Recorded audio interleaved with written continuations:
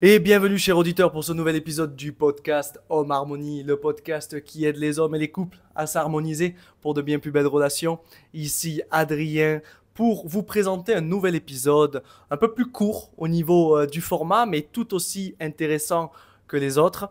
Aujourd'hui, j'aimerais vous parler d'une notion extrêmement importante pour relâcher les tensions dans un couple et surtout arriver à mieux vivre, à mieux partager sa vie avec son partenaire. On va discuter aujourd'hui du fait que l'autre ne peut pas être comme vous le souhaitez, agir comme vous le souhaitez, que l'autre fasse exactement tout ce que vous souhaitez, etc. En fait, l'autre est différent de vous. On va parler de cette différence-là, de comprendre pourquoi c'est difficile de l'accepter, quels sont les enjeux. Et pourquoi je vous parle de ça? Parce que ça fait plusieurs fois qu'en consultation, il y a un peu toujours les mêmes choses qui ressortent en ce moment, notamment cet aspect de oui, mon homme il fait ci, il fait ça, ou il fait pas assez ci, pas assez cela, et ma femme elle est comme ci, elle est comme ça, moi j'aimerais qu'elle soit plus ci ou qu'elle fasse plus ça. Évidemment, comme je vous en ai parlé dans un précédent épisode sur les attentes, ça peut éclaircir pas mal de choses, mais on va essayer d'accentuer quelques points ici pour mieux comprendre les enjeux derrière cette attente que l'on a de l'autre, qu'il soit, qu'il agisse exactement comme on le souhaite en fait. Ce qu'il faut bien comprendre lorsque on a ces attentes-là, c'est qu'elles ne sont pas motivées par notre cœur, notre être au plus profond. C'est-à-dire que c'est motivé par des peurs. Ces peurs-là, c'est par exemple, oh là là, qu'est-ce qui va se passer si je laisse ma femme s'habiller comme elle le souhaite? Qu'est-ce qui va se passer? Ça me dérange quand mon homme il joue aux jeux vidéo. Là, je vous prends vraiment les deux exemples les plus concrets que j'ai eu, je ne sais combien de fois. Euh, et en fait, ce qu'il y a derrière, c'est qu'on va avoir tendance à accuser l'autre, on va le juger, on va lui faire des reproches, etc. Des fois, un peu lui faire des petits tacles par rapport à ça, parce qu'il y a quelque chose qui nous dérange dans le comportement de l'autre. Et il faut bien se rappeler une chose importante, c'est que dans la vie, il y a ce qui dépend de nous et ce qui ne dépend pas de nous. Le comportement de votre partenaire ne dépend pas de vous. Vous ne pouvez rien y faire. Par contre, ce qui dépend de vous, c'est comment vous allez réagir vis-à-vis de ce comportement-là. Lorsque vous avez enfin compris cette notion-là, déjà vous prenez votre responsabilité, vous vous enlevez 60% de difficulté lorsque enfin vous comprenez ça en fait. Une fois qu'on a compris, il faut arriver à le mettre en place, à vraiment le pratiquer, pratiquer cette notion-là, pour arriver à comprendre ce qu'il se passe exactement et quels sont les enjeux qui nous empêchent du coup d'être juste nous-mêmes et de laisser l'autre être lui-même aussi. Donc, quelle est la meilleure question à se poser? Eh bien, déjà, dans un premier temps, ce que vous pouvez faire pour vous amuser entre guillemets, c'est de dresser peut-être une liste de tout ce qui vous dérange chez votre partenaire. Des choses que votre partenaire fait et qui vous dérange, qui réveille en vous de la colère ou de l'agacement, de la peur, peu importe. Notez absolument tout. Et derrière, c'est important de noter, mais de quoi j'ai peur pour moi si je laisse mon partenaire rester, c'est-à-dire agir comme ça, ou rester tel qu'il est ici. Je le laisse par exemple, si je prends l'exemple des jeux vidéo, de quoi j'ai peur pour moi en tant que femme si je laisse mon partenaire jouer aux jeux vidéo comme il le souhaite. Pour un homme, de quoi j'ai peur pour moi en tant qu'homme si je laisse ma compagne s'habiller comme elle le souhaite, c'est-à-dire peut-être très court, très sexy, etc. Et c'est à partir de là que les choses commencent à être très intéressantes. Parce qu'en réalité, votre être au plus profond de lui, il en a rien à faire de l'autre. Il en a rien à faire de ce que l'autre peut faire, agit, de ce qu'il est, etc. Lui, il veut être épanoui avec l'autre. Il veut être accepté et il veut aussi que vous ayez la capacité d'accepter l'autre.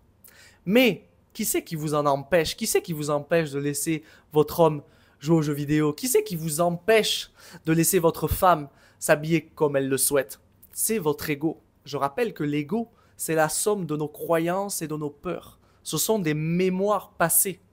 Et il y a peut-être une mémoire passée qui dit que, oulala, attention, si ta compagne, tu la laisses s'habiller comme elle le souhaite, elle va être certainement courtisée par d'autres hommes et donc tu vas vivre de l'insécurité, tu vas souffrir, tu vas devoir peut-être te mettre la pression, etc., etc. Tout ça, c'est le wagon de peur qui vient après derrière la locomotive du départ, qui est le déclencheur.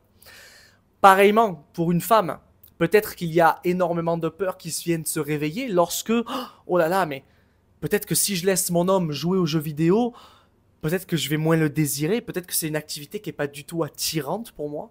Peut-être que je vais le juger d'être un gamin. Si c'est un gamin, que je le désire moins. Peut-être que je vais pas être en face d'un homme, peut-être qu'il va pas me sécuriser, peut-être que je vais pas vivre l'idylle que je souhaite, etc. Tout ça, c'est propre à chacun, c'est propre à vous-même. Mais ce qui est important, c'est de vous poser ces questions-là et de voir ce qui peut se passer, quelles sont les peurs qui s'enchaînent derrière. Si je laisse mon homme jouer aux jeux vidéo, j'ai peur de quoi pour moi? Bah, j'ai peut-être peur d'être moins attiré par lui. Ok, et si je suis moins attiré par lui, de quoi j'ai peur pour moi? Eh bien, peut-être que je vais devoir le quitter ou peut-être que je vais jamais trouver chaussure à mon pied, etc. En fait, il y a toujours une peur et puis une autre, puis une autre, puis une autre. Il y a ce wagon de peur derrière et c'est ce wagon de peur-là qui est alimenté par notre ego qui nous empêche d'accepter l'autre tel qu'il est. Donc comprenez bien une chose, vous n'avez aucun pouvoir sur le comportement de l'autre. Par contre, le seul pouvoir que vous avez, c'est sur vous-même. Je vais vous donner un exemple très concret que je vis actuellement. Moi, je suis quelqu'un qui peut parfois être impulsif. Je vis beaucoup de colère. Alors, j'apprends à la gérer, mais il m'arrive parfois de péter les plombs pour rien. Pour, je ne sais pas, par exemple, la télécommande, elle marche pas. Si j'ai eu une mauvaise journée, j'ai eu mal au ventre, j'ai machin, je pète un plomb, allez, vas-y, c'est bon. La télécommande, je l'éclate par terre et je dis, allez, vas-y, ça m'a saoulé. Ça peut m'arriver.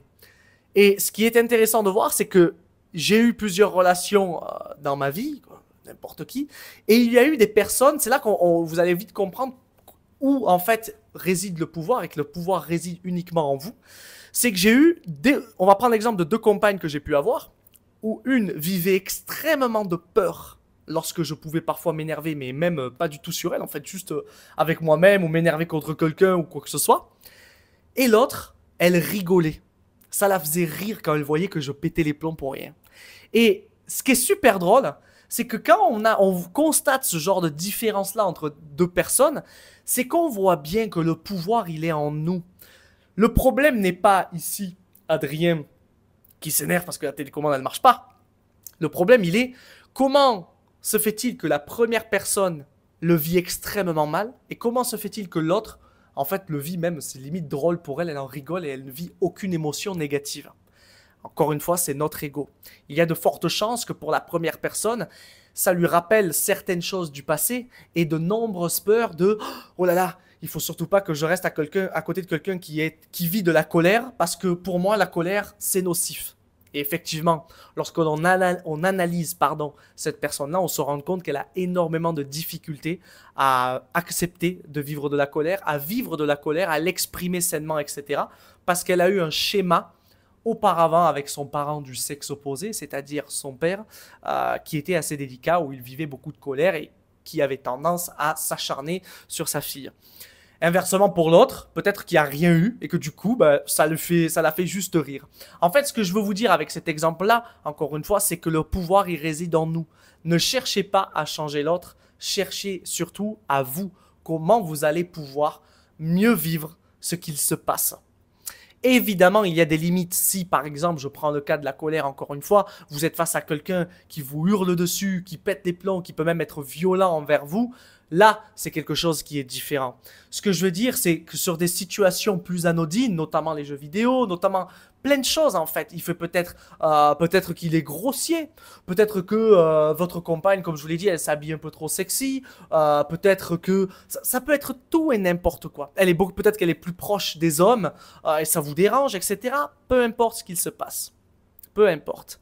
Là, on parle d'action, ça peut être aussi sur une manière de voir les choses. Peut-être que la tromperie, c'est quelque chose qui est un crime. Peut-être que pour l'autre, c'est quelque chose qui est non pas qu'elle va tromper aisément, c'est pas ça, mais peut-être que c'est quelque chose qui est pardonnable, entre guillemets. Et pour vous, c'est peut-être impardonnable. En fait, ce qu'il faut bien comprendre là, c'est qu'il n'y en a aucun des deux qui a raison, en gros. Chacun a sa vision des choses, chacun a sa perception des choses.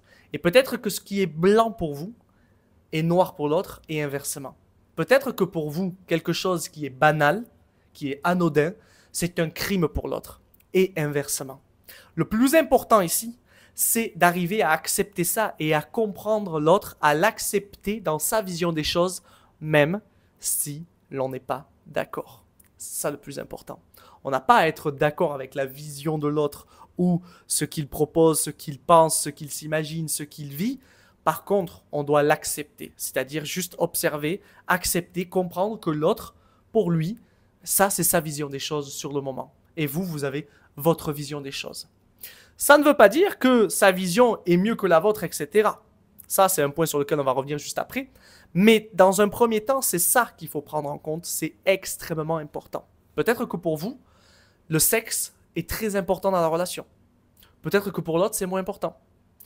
Peut-être que pour vous, les moments d'intimité, c'est très important. Peut-être que pour votre partenaire, ça l'est moins. En fait, tout ça, ce sont des choses qu'il faut arriver à cerner pour ne plus vivre de frustration dans votre relation. Et là, ensuite, si vous avez des attentes, vous pouvez écouter le précédent podcast de la semaine dernière, vous allez pouvoir exprimer ces attentes et trouver ensemble une entente. Là où cette notion devient extrêmement compliquée, et ça je l'ai remarqué, je l'ai vécu personnellement, mais je m'en rends compte lorsque des couples vivent des épreuves, eh bien c'est lorsque des couples vivent des épreuves, je me répète, mais c'est pas grave, lorsque le couple vit une difficulté, c'est là que généralement les visions des choses commencent à se fighter entre elles. C'est-à-dire que si vous pensez vous vivez une injustice par exemple dans votre relation, c'est-à-dire que vous êtes à deux, vous êtes avec votre femme ou vous êtes avec votre homme, vous vivez une injustice, vous vous rendez compte que vous vous êtes fait arnaquer. Voilà, j'en sais rien, vous avez voulu faire des travaux, le mec vous a arnaqué, bref. Souvent, il peut y avoir deux cas de figure. C'est même pas souvent, c'est qu'il y a tout le temps deux cas de figure. Soit vous êtes tous les deux sur la même longueur d'onde, et c'est très bien parce que du coup, vous allez pouvoir gérer cette injustice très sainement et très efficacement. Soit vous n'êtes pas du tout sur la même longueur d'onde. Et là, c'est ici que ça devient compliqué. Parce que vous allez vouloir gérer d'une telle manière cette situation et l'autre va vouloir la gérer autrement.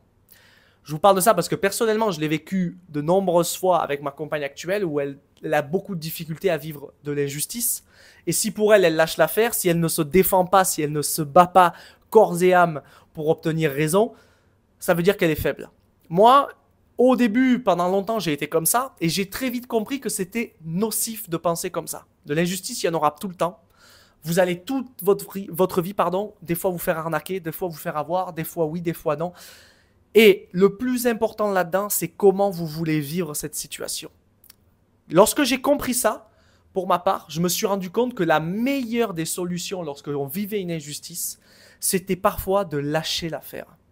Vous vous êtes fait arnaquer, je vais vous donner un exemple tout bête. Je m'étais fait avoir en Thaïlande par rapport à la location d'un scooter et j'avais perdu dans les 50 €, quelque chose comme ça. Le scooter, je ne l'avais même pas gardé 24 heures, c'était une horreur, il m'avait fait galérer, bon bref. Moi, très vite, je savais comment ça allait se terminer. En Thaïlande, c'est extrêmement compliqué. Les mecs, ils veulent jamais vous rendre l'argent. J'avais laissé mon passeport, donc la priorité, c'était que je le récupère. Si je commençais à pousser une gueulande et à me prendre la tête, ils allaient appeler la police. La police ne défend en aucun cas les étrangers. Donc, en fait, c'est très, très vite réglé l'histoire. Donc là, qu'est-ce qui se passe dans ma tête? Pour moi, Adrien, t'es en voyage, là. Tu kiffes. D'accord? Ok, ça fait 1 mois et demi, 2 mois. Tu t'es fait avoir cette fois-ci. C'est juste 50 €. T'es pas à 50 € près sur ton voyage, t'es bien financièrement, tu kiffes, dans 3 jours, tu y penseras même plus et ne perds même pas ton énergie avec des gens comme ça qui n'en valent pas la peine. Tu vaux mieux que ça. Je suis arrivé, j'ai récupéré mon passeport, j'étais un peu tendu quand même. Pouf, je suis passé à autre chose. Direct, je me suis même pas pris la tête. Parce qu'en fait, à vouloir me battre, j'aurais peut-être fini en prison et Dieu sait que ça va vite en Thaïlande en plus pour ce genre de choses. Si vraiment j'avais cherché en fait à me battre, à obtenir gain de cause, ça aurait été une perte de temps de fou et j'aurais eu encore plus la haine. Ça, c'est ma façon de faire, c'est ma façon de gérer, qui pour moi est la plus saine, attention.